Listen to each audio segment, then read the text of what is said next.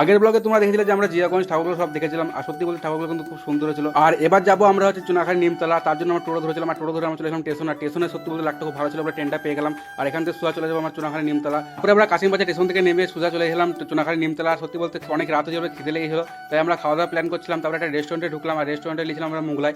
আর সত্যি বলতে মোগলাইটা দেখে কিন্তু ভালোই লাগছিল। আর যখন প্রথম বাইটটা নিলাম তখন বুঝতে পারলাম কেন পুরো রেস্টুরেন্টটা ফাঁকা ছিল। সত্যি বলতে একদম ফালতু খেতে পুরো পয়সা লস হয়ে গেল। তারপরে আমরা চলে গেলাম চুনাখালী যে মেন আকর্ষণ, যেটা ডিজনিল্যান্ড করেছে সেটা দেখতে। আর গিয়ে আমাদের সত্যি বলতে ব্যাড লাকটা পুরো খারাপ ছিল, লাইটিং ফাইটিং সব অফ ছিল। আর এই অফিসারটা বলছিল নাকি তাদের এসপি সাহেব ওই লাইটিংগুলো সব বন্ধ করে দিয়েছে, সেগুলো চলবে না, রাত 12টা 1টা বেজে গেছে তাই। আর এরা যাদেরকে দেখছো এখন ব্লগে, যারা সবাই কিন্তু সবাই রেখেছিল লাইটিং চলছে না এখানে। তারপর যখন আমরা বাইরে বেড়াই মণ্ডপ থেকে তখন দেখছি আবার লাইটিং চলছে। আর আমি এখন আর কিছু বলছি না, তোমার লাইটিংটা মজা দাও। আর যাওয়ার আগে কিন্তু সাবস্ক্রাইব করে দেবো, পরে কিন্তু আরও ব্লগ আসছে।